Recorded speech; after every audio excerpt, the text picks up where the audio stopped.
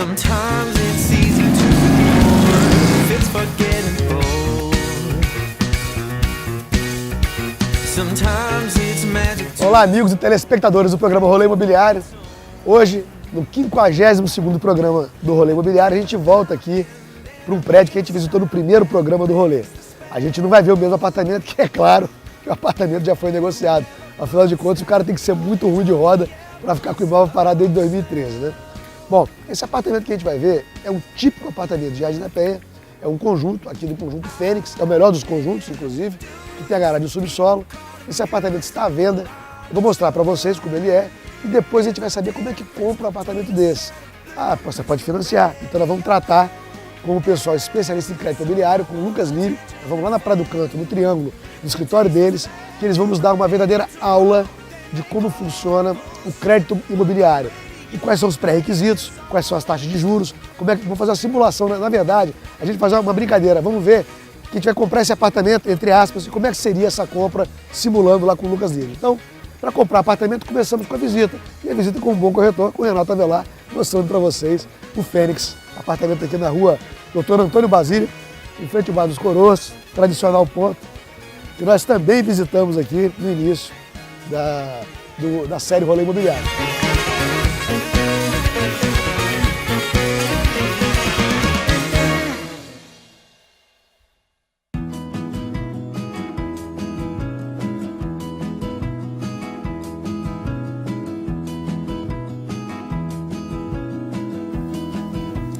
Muito bem. Esse apartamento, ele tem uma característica muito peculiar, que ele fica no térreo. Então você tem uma interação com a rua, né? Muito interessante.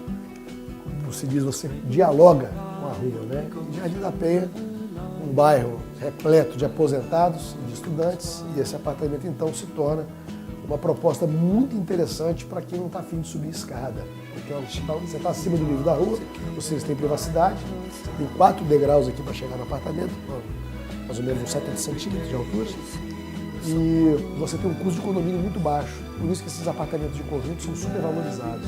São os apartamentos com relação ao custo metro quadrado, talvez os mais altos aqui no Jardim da Penha, embora sejam muito antigos. Esse apartamento tem 75 metros quadrados e o valor dele está a R$310 mil. Então é um apartamento já com 30 e poucos anos, e isso já demonstra que é um apartamento realmente muito valorizado. Tá? Você vê que é um apartamento simples, uma sala, né? Esse apartamento inclusive é vendido de porteira fechada, com o que tem dentro. Nós temos 3 quartos, os 3 quartos com armários. Pegou a área de serviço e reverteu. Obviamente, quem comprar apartamento, quiser aumentar a sala, mudar, fazer uma suíte, é possível fazer o que quiser. O apartamento está todo conservadinho, tudo arrumadinho. Tem uma garagem no subsolo, é o único condomínio de conjunto aqui em Jardim da Penha que tem vaga no subsolo. Ele está situado aqui na esquina da Antônio Basílio, da Dr. Antônio Basílio, com a Francisco Eugênio Mucielo. Localização espetacular, do lado do supermercado Extra Bom, a 100 metros do EPA, aqui na pracinha, com comércio, com farmácia, com banco, padaria, self-service, salão de beleza, pet shop. Ou seja, o Jardim da Penha é um bairro que ele reúne a maior quantidade de serviço e comércio ao entorno. Isso faz com que o apartamento se transforme numa opção espetacular para quem quer viver num lugar que não precisa de carro, que quer uma vida mais comunitária, né? Vamos fechar aqui a janela, vamos lá no Lucas Lírio, o nosso correspondente bancário, para a gente ver como é que seria a compra de um apartamento desse através de financiamento, né? Ou seja, você não precisa de pagar tudo à vista, você pode financiar. Como é que seria essa compra? Vamos fazer a simulação e vamos conversar para saber como é que funciona, a quantas anda o crédito imobiliário aqui no Brasil, e foi, ao bem da verdade, o fator que impulsionou o crescimento do mercado imobiliário, porque no mercado de antigamente, quando eu era garoto, trabalhava, só se comprava à vista. Olha só, e hoje pode financiar. Uma maravilha. Vamos lá, pessoal. Vamos lá no Lucas Lírio.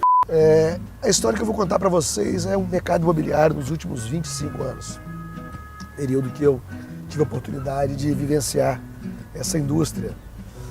A gente começa essa história em 1991, quando eu iniciei a minha atividade como corretor. Foi até por acaso que eu comecei como corretor. Eu fui trabalhar na Atrio com o meu amigo César Andreão, hoje meu parceiro Netmóveis, e Lecinho, Lécio Narciso, os proprietários da empresa. E lá comecei a ter meus primeiros passos no mercado. Naquela época, 1991, não existia financiamento. A pessoa, para comprar o imóvel, ela tinha que pagar o imóvel à vista, era uma possibilidade número 1. Ela poderia comprar durante a obra e ir pagando, e a construtora parcelava, às vezes, em 24 meses, 36 meses, depois de entregue. Então, ou seja, as construtoras eram os próprios agentes financeiros. Mas foi nessa época, em 92, 91 mesmo, que surgiu uma nova variável no mercado. Foi as cartas de crédito do Banco do Brasil. O Banco do Brasil, através da Previ, seu fundo de previdência, ela disponibilizou, descarregou no mercado uma enxurrada de cartas de crédito. O que era isso? Uma coisa que é hoje. É uma carta de crédito onde o funcionário ele pode ir adquirir um imóvel que vai ser financiado pelo banco. Então aí foi o início de um processo, da retomada, na verdade, de um processo de financiamento, porque o financiamento nessa época estava parado, mas obviamente ele existiu. Quem não se lembra do BNH, Banco Nacional de Habitação, que é um modelo que ele não era sustentável. O modelo que existia de financiamento antes não era sustentável. Por quê? Porque o saldo devedor ficava estratosférico ou a prestação distorcida.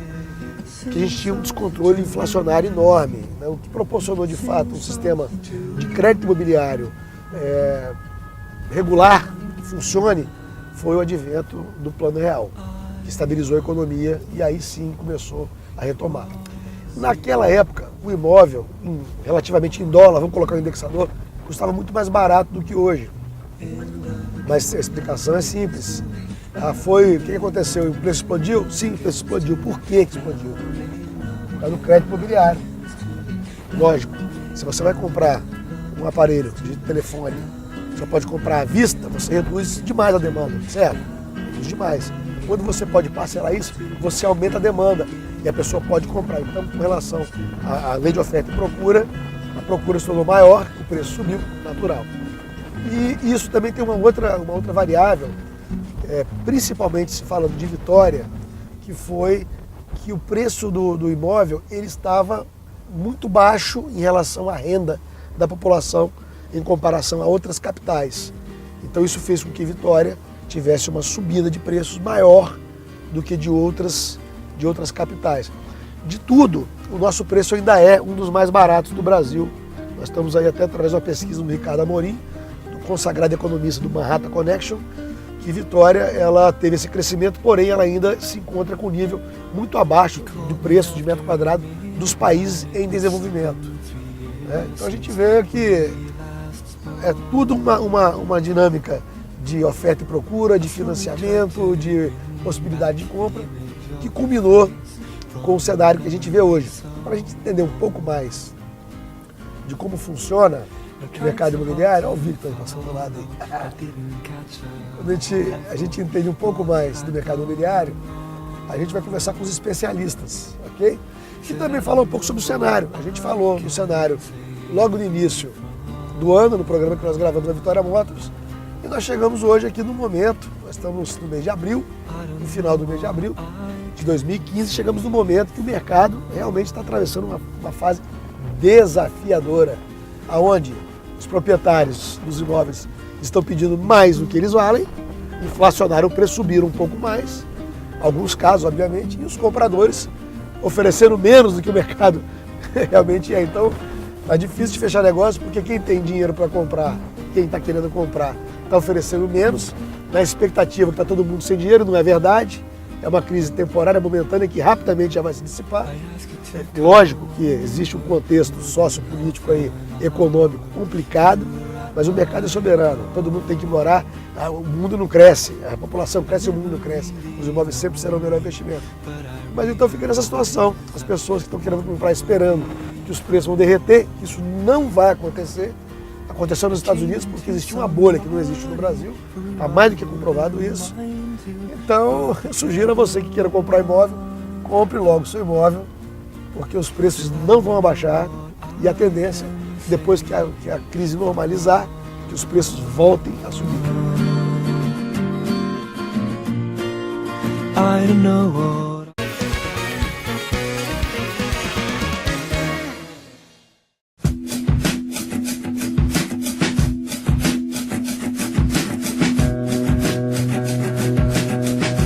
Bom, a gente está aqui acompanhado do Francisco Lírio, do Lucas Lírio, filho do Francisco, e do Júlio César Lemos, que são três autoridades aqui no que se diz a respeito a crédito imobiliário. Estamos aqui no escritório do Lucas Lírio, que é um correspondente bancário, que é quem cuida de financiamentos da Caixa Econômica. Então, vamos fazer um bate-papo aqui, uma mesa redonda, para a gente contar um pouco da experiência de como era em outras épocas, né, Francisco? O mercado, como está hoje, qual é a perspectiva aí para frente, e vamos também fazer aquela simulação, né? Francisco, quanto tempo de mercado? Renatinho, a gente já está no mercado há 30 anos trabalhando com o ramo imobiliário. Como a gente está batendo um papo informal inicialmente, verificou-se que hoje ainda, com todos os percursos que está acontecendo no Brasil no momento, nessa oscilação de mercado, ainda nós estamos no paraíso. Porque na nossa época, quando a gente começou a trabalhar com o ramo imobiliário, não tinha financiamento. Verdade. Era muito difícil conseguir as coisas. Era uma época de dolarização. Tudo em dólar. Tudo em dólar. A comissão a gente recebia em dólar, o preço dos imóveis era tudo em dólar. E hoje um imóvel ali um preço, amanhã já era outro preço. Agora vamos chegar para um ponto, vamos começar agora um pouco com o Lucas. Lucas, vamos supor, muitas vezes o telespectador não tem noção do que a gente está falando. Para ele é uma novidade esse assunto, né? Às vezes ele não está lá vendo a TV dele e fala, poxa, como é que é legal isso aqui? Então vamos tentar trazer para ele de uma forma mais simples possível. Se ele tiver interesse em comprar imóvel financiado, como é que funciona essa dinâmica que ele precisa, como é que é a questão de renda, a prestação, enfim, como é que funciona isso? Lucas?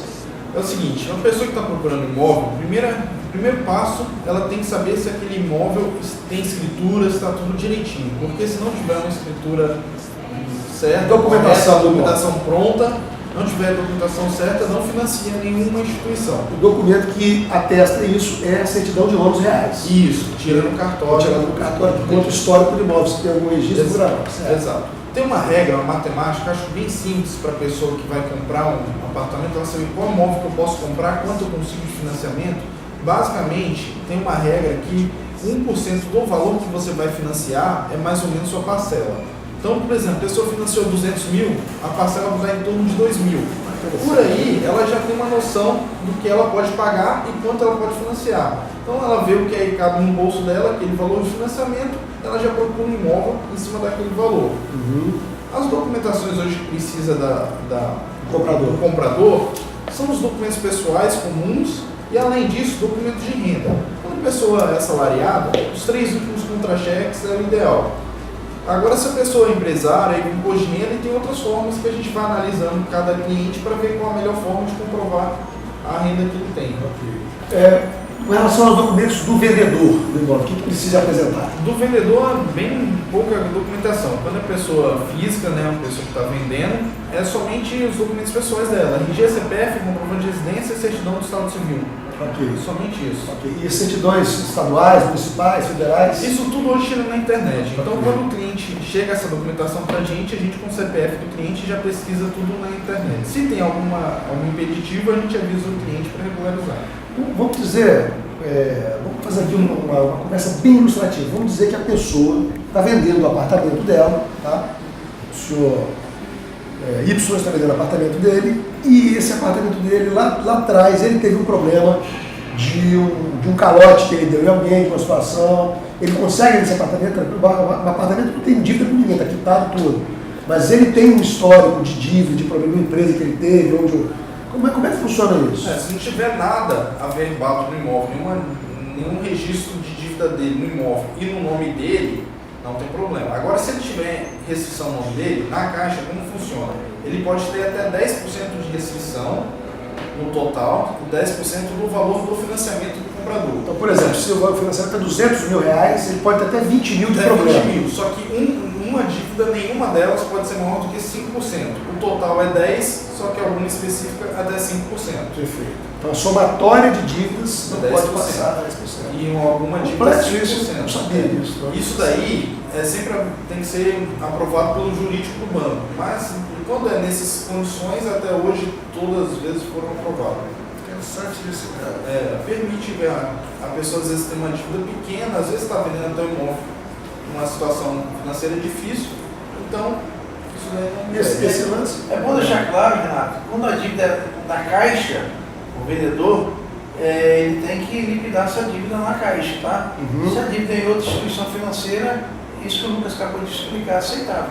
Mas com a restrição na própria instituição caixa, a cliente tem que resolver essas pendências. Entendi. A caixa tem que estar limpa para financiar na caixa. É. Para vocês entenderem aqui a dinâmica, o Francisco e o Lucas trabalham exclusivamente com caixa econômica. Eles são correspondentes bancários, tem esse escritório que nós estamos aqui, que trabalha exclusivamente com esse tipo de produto, que é financiamento de crédito, caixa econômica. Quais são os tipos de financiamento que vocês falam?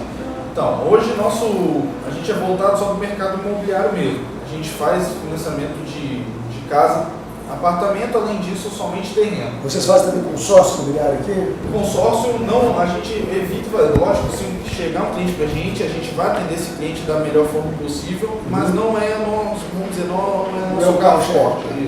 O financiamento, e outra coisa, para finalizar aqui a explicação, o Júlio, ele trabalha com os outros bancos, ele trabalha com o banco, ele é um correspondente bancário, que ele tem como se fosse um corretor de taxas de financiamento. Ele vai encontrar para o cliente, dentro de uma iniciativa privada, qual banco que ele quer financiar. Lucas, com relação a quanto que o cliente vai gastar para poder aprovar o seu crédito, qual é o custo disso na relação? É o seguinte, para imóveis que não tem área de marinha, não é área de marinha, a gente pede para o cliente reservar 5% do valor do imóvel. Certo. É mais ou menos todas as despesas que ele vai ter, entre imposto, registro, é mais ou menos 5%.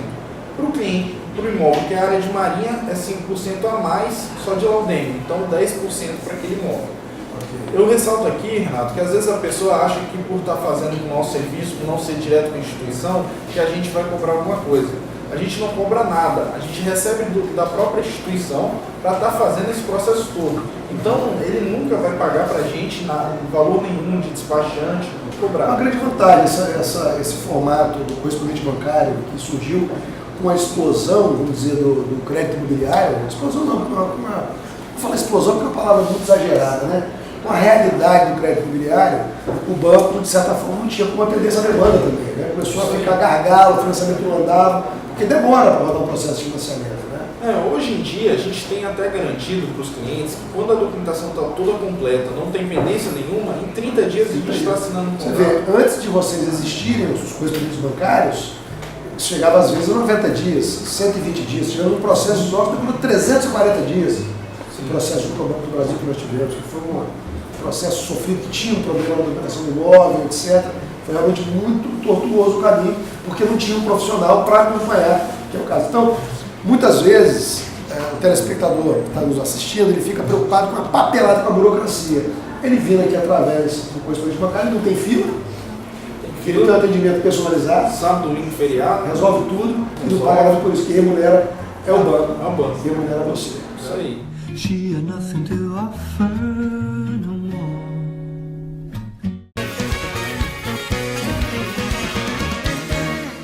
Cara, eu acho interessante assim, o momento de maturidade que o mercado imobiliário chegou. O que acontece?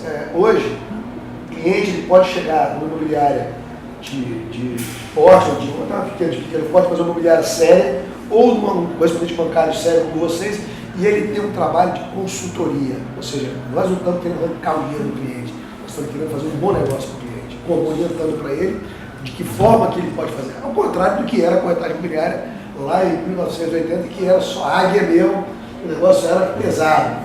E hoje em dia não, o mercado profissionalizou, né? Hoje em É dia, outro existe, departamento. o Banco Central frequentemente está exigindo certificados, a gente tem que estar sempre estudando, fazendo provas para estar Qualificando, trabalhar. Por exemplo, agora que teve uma recente, a partir do mês que vem, quem não tiver certificado não vai poder trabalhar como correspondente, foi um até mais complexo. Legal. Graças a Deus a gente já está tudo direitinho. Então, está sempre atualizando também para atender o cliente da melhor forma. Muito legal. Vamos fazer o dever de casa, um exercício para a gente terminar aqui o nosso bate-papo.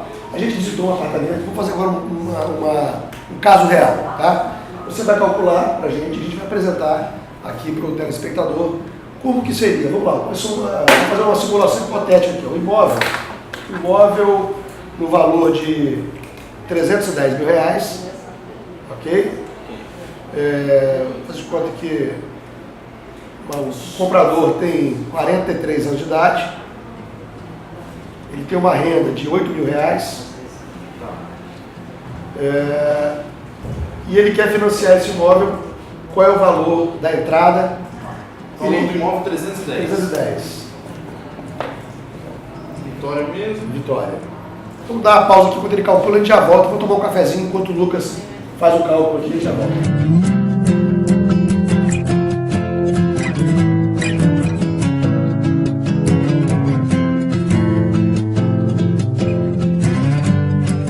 Lucas, então como é que ficou então a simulação? Como é que ficou então? Ficou horroroso, né? Nossa, então como é que ficou então? Como ficou a simulação do apartamento de R$310 mil com a renda de 8 mil, idade de 43 anos? Tá. No caso aqui, ele vai conseguir financiar 227 mil. Okay. É o valor que libera para ele de acordo com a renda que ele tem e a idade. Ok. Ele vai ter que pagar de entrada aí 83 mil. Isso. Ok. Deixar bem claro o seguinte, desculpa, se ele tiver fundo de garantia, ele pode usar também para diminuir essa entrada dele de recursos próprios, tá? Ótimo. Muito Beleza, importante. muito bom. Então, 83 de entrada, financia 227. Isso. Quanto fica isso daí? A taxa de juros, no caso aqui, eu fiz para um cliente que tem relacionamento com o banco. O que é isso? Ou seja, se ele não tem, ele abre. Ele O tem que é relacionamento? ter conta corrente, com cheque especial disponível lá e um cartão de crédito. O banco não pode fazer venda casada, mas ele facilita para quem é cliente. Facilita pra Lógico, quem é claro. cliente. Lógico, é a lei do mercado. Aqui, a primeira prestação deu 2.298. 2.298. E a última prestação 569, ou seja, a prestação ela diminui todo mês. O saldo devedor, quando o cliente financia, todo mês está diminuindo. Os juros é definido, o saldo devedor está sempre diminuindo. Então, sempre que ele for pagar uma parcela, o saldo devedor dele vai estar um pouco menor. Interessante, hein? Então ele começa pagando naquela regra que você falou, que dá mais ou menos 1% do valor do financiamento, praticamente 1%, dá uma diferença mínima aqui, né? E isso vai decrescendo até o final, que ele vai estar pagando 569 Me permite uma colocação aqui, Claro, por Renato? favor, Francisco. O que assusta muita gente não pegar um crédito imobiliário hoje é que no passado, você deve ter vivido isso aí, a gente é mais das antigas, era na tabela Price, onde a prestação todo mês aumentava, o saldo devedor aumentava, o trabalhador não tinha um aumento necessário, perdia o imóvel, ficava inadimplente, perdia o imóvel. Hoje nós estamos trabalhando com a tabela SAC, que o Lucas acabou de explicar Sistema aí. de amortização constante. Todo mês a prestação dele vai diminuindo. Ou seja, se ele vê que no orçamento familiar dele ele consegue pagar a primeira prestação, é normal que as demais parcelas ele vai conseguir pagar tranquilo. Bacana. Isso, o que está acontecendo hoje no mercado? A inadimplência nos bancos é bem menor do que antigamente. A retomada de imóvel hoje é muito menor que antigamente. Porque o trabalhador hoje, todo ano, pouco que seja, ele vai ter um aumento, pouco que seja, todo ano ele vai ter acúmulo de fundo de garantia e ele vai amortizando só o devedor dele. Então é muito importante ter esse entendimento na tabela SAC, que dá uma garantia assim tremenda para o comprador do imóvel. E como diz o Silvio Santos, você tem casa própria? Tem que ter casa E própria. outra coisa, além da pressão diminuindo, o que é 2.300 hoje, daqui 5 anos tende a ser um valor bem menor. Às vezes a gente pega um contrato aqui bem antigo, as pessoas lá no final, prestações, valores assim irrisórios, coisas de R$200, assim. Vamos fazer um comercial aqui agora do trabalho de vocês. Onde fica o escritório do Lucas Lírio, do Francisco Lírio e do Júlio Lemos? Por favor. Então tá. Nosso escritório fica aqui na João da Cruz, aqui na principal do Triângulo, no Shopping Triângulo. A gente vai estar sempre pronto para atender os clientes no horário que ele puder vir, sábado, domingo, depois do expediente. Okay. A loja fica aberta sempre de 9 às 5, mas o cliente marcando, a gente espera ele o horário que for. Okay. Qual o telefone? O telefone é 3024-3386 ou 3024-3385. Ok. E nós temos também a loja filial em Vila Velha, situada na Glória, Rua Nordeste, número 27, loja 2, próximo à Caixa Econômica Federal da Glória. Qual o telefone lá? 3229-3198 ou 99955-5191. Ótimo, maravilha. Estamos também em Vila Velha, começando uma operação lá, a gente abriu o escritório lá no edifício Nick, atrás do Mob Dick. Estou fascinado com o mercado de Vila Velha. Muito bom. Estou em parceria com o Mauro Schneider, corretor local, está nos representando lá em Vila Velha. Realmente é um mercado enorme. Júlio, telefone de contato seu para financiamentos? 99906-6373. Okay. Uma outra coisa que o Júlio conversou comigo ontem, que é interessante vocês saberem, que existe uma modalidade, quem estiver precisando de recurso para injetar no seu negócio, né, Isso. ele pode financiar o próprio Seu imóvel, próprio imóvel. né, com uma taxa de juros. Até 50%, com taxa de juros 1,30 ao mês. Então, por exemplo, você está precisando de injetar uma grana no teu negócio. Você tem um imóvel que vale R$400 mil, você pode pegar até R$200 mil, dando o seu imóvel como garantia, numa taxa de juros de 1,3% ao mês. Uma taxa média, né? Realmente, é um negócio que pode ser a solução para muitas pessoas que estão E a enfrentando. longo prazo, né? É de longo prazo. Estão precisando de investimento ou estão precisando de sair de uma situação desafiadora. Pode procurar o Júlio, que ele está aqui também para atender. Bom, pessoal, agradecer vocês aí o nosso bate-papo, que foi bacana. foi muito bom. A Eu que gente, agradeço. muito ilustrativo. Acho que o mercado imobiliário tem que ter iniciativas como essa, né? O mercado imobiliário, numa conversa assim rápida, ele é muito complexo, tem muitos detalhes, muito percalço que a gente teria que entrar mais a fundo para explicar. Mas para tomar tempo, em outro momento a gente vai fazer um outro episódio do programa, que vai ser um prazer, até mesmo com a sua sugestão da gente fazer um bate-papo lá no Morro do Moreno. E por que não fazer um bate-papo caminhando lá pelo Morro do Moreno e depois tomando uma água de coco lá? Maravilhoso. Bom, pessoal, obrigado a vocês que acompanham o programa, obrigado pelo carinho, obrigado pela audiência. Outro dia eu estava na rua, passou uma senhora e falou: assista o programa. Isso é muito gratificante, a gente vê que está levando informação para vocês. Eu queria encerrar aqui o programa com uma mensagem muito importante que o Francisco deixou para a gente aqui, que o Botafogo vai ser campeão. Um beijo e um queijo para todos. O Rolê Imobiliário se despede aqui. Breve, mais novidades. Valeu, galera. Até mais. abraço.